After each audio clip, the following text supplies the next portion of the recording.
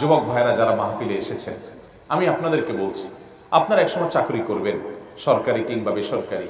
আপনারা একসময় দোকানদারি করবেন, ব্যবসা বাণিজ্য, কিংবা আপনারা চাষাবাদ করবেন, কিংবা বিদেশ যাবেন। যেখানে যান, পৃথিবীর যে প্রান্তেই থাকেন, যেই কাজই করেন, হারাম উপার্জন করবেন না। ঠিক আছে তো ইনশাআল্লাহ? হারাম উপার্জন না করলে মানুষের কাছে দাম পাবেন না, বইয়ের কাছে দাম পাবেন না, মা বাবার কাছে দাম পাবেন না, এলাকা মানুষের কাছে দাম পাবেন না। হুজুরও হয়তো অনেকে দাম দিবে না, কিন্তু আল্লাহ তাআলা দাম দিবেন। আগে ভাগে যে মেয়েটাকে বিয়ে করবেন বলে দিবেন যে আমি কিন্তু তেড়া যুবক, আমি কিন্তু ওই মাহফিলে ওয়াদা করে আসছি, আমি 2 নম্বর কামাই করব না। ডাল ভাত খেয়ে থাকা লাগতে পারে, অনেক সময় ডালও থাকবে না, এমনও হতে পারে লবণ ভাত খেয়ে থাকা লাগতে পারে, মরিচ ভাত খেয়ে থাকা লাগতে পারে।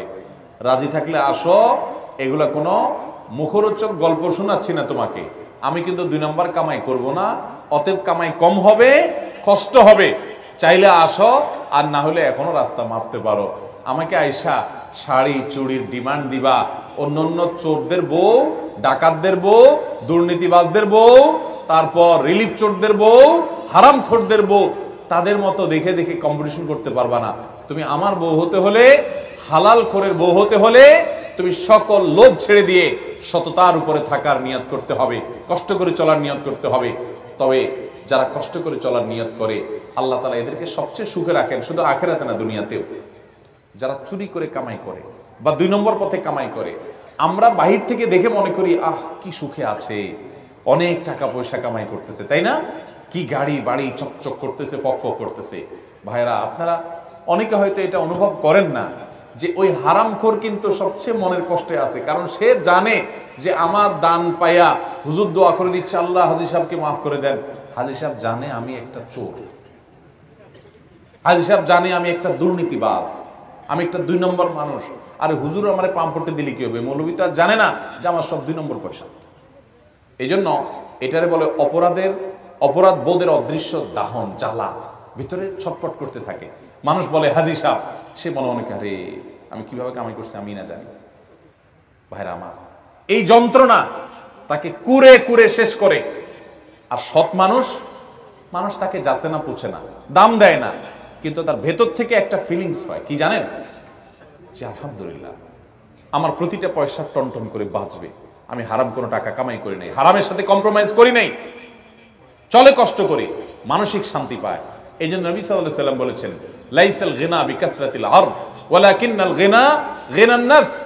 অনেক সম্পদ হয়ে গেলে এর নাম সচ্ছলতা নয়, আসল সচ্ছলতা হলো মনের সচ্ছলতা, যে আমি মনের দিক থেকে সুখে আছি।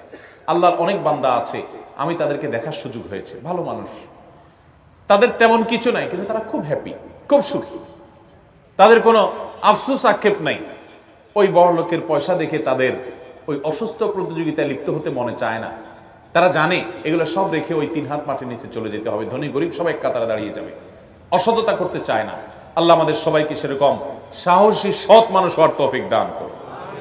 এখন তো সাহসের সংজ্ঞা পাল্টে গেছে, এখন সাহস হলো অপকর্ম করতে পারলে তাকে সাহসী বলে। আসল সাহসী সে যে অন্যায় বর্জন করার জন্য শত মানুষের ভৎসনা সত্ত্বেও সে হিম্মত করে যে আমি অন্যায় করব না। টাকা পয়সা হলে সবাই আমাকে পুষবে, কদর করবে, দরকার নেই, আমার অল্প টাকা, আমি গরিব থাকবো, কিন্তু আমার ভেতর বলবে আমি সৎ। আমার মধ্যে এক ধরনের সাহস কাজ করবে, এক ধরনের বীরত্ব আমি অনুভব করব যে আমি হারামে যাই নাই, চেষ্টা করবো না ইনশাআল্লাহ। আর যারা ছোট লোক, মানুষ দেখে তাদেরকে বাহবা দেয়, টাকা পয়সা গাড়ি বাড়ি, শয়তান ফুসলায় যে আরে একটু কামায় নে, এই মৌলবীর কথা শুনে যদি তুই ভালো হয়ে যাস তাহলে বড়লোক হবি কেমনে? শয়তানকে বলবেন আমার বড়লোক হওয়ার দরকার নাই, আমি সৎ থেকে যদি বড়লোক হতে পারি আলহামদুলিল্লাহ, আর না হতে পারলে আরো জোর আলহামদুলিল্লাহ। আমরা দুনিয়া থেকে অসৎ উপায়ে যে টাকাগুলো কামাই করব, এগুলো কি যাওয়ার সময় নিয়ে যেতে পারবো? কাফনের কাপড়ের কোনো পকেট আছে? নিয়ে যেতে পারবেন? তাহলে 2 নম্বর কামাই করব। কার জন্য কামাই করবেন? কার জন্য হারাম কামাই করবেন? ছেলে মেয়ের জন্যই তো। মানুষ নিজের জন্য কামাই করে না।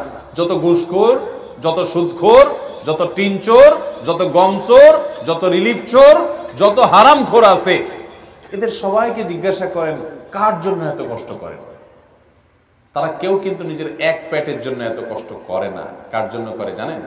ছেলে মেয়ের জন্য, পরিবারের জন্য। মরার পরে যখন আযাব হবে, মানুষের সম্পদ আত্মসাৎ করেছেন, অন্যায়ভাবে হারাম উপার্জন করেছেন, তখন এই পরিবারের লোকেরা বলবে আল্লাহকে, আল্লাহ ওনাকে শাস্তি দিয়েন না, কারণ আমাদের জন্যই তো করছে। বলবে ইয়াউমা ইয়াফিরুল মারউ মিন আখিহি ওয়া উম্মিহি ওয়া আবিহি ওয়া সাহিবাতিহি ওয়া বানিহি। সেদিন মানুষ মানুষকে দেখে পালাবে, বাবাকে দেখে সন্তান পালাবে, মা সন্তান থেকে পালাবে, মা থেকে সন্তান পালাবে, যে না জানি আজকে দেখা হলে কোনো সব চেয়ে বসে, কিয়ামতের ময়দানে বিপদে পড়েছে, কেউ কারোর হবে না। লিকুল্লি ইমরিইন মিনহুম ইয়াউমাইযিন শাআনুন ইউগনি, সবাই ইয়া নাফসি ইয়া নাফসি করবে। অতএব আমি হারাম যাদের জন্য কামাই করব, তারাও কিন্তু এর দায়ভার বহন করবে না। তার চাইতে বড় নির্বোধ কে আছে যে যাদের জন্য চুরি করে ওরাও তার দায় নেয় না? এর চেয়ে বড় বোকার কেউ আছে? তাহলে আসুন আমরা আজকের মাহফিলে শপথ করি, আমরা দুর্নীতি মুক্ত বাংলাদেশ গড়ব ইনশাআল্লাহ। আমরা নিজেরা দুর্নীতি করব না, দুর্নীতি সইব না, দুর্নীতিকে প্রশ্রয় দিব না। একটা কাজ আদায় করতে গিয়ে কষ্ট করা লাগে, কষ্ট করব, তারপরেও ঘুষ দেব না। ঠিক আছে না ইনশাআল্লাহ? আল্লাহ আমাদের সবাইকে সেরকম সাহসী সৎ মানুষ হওয়ার তৌফিক দান করুন।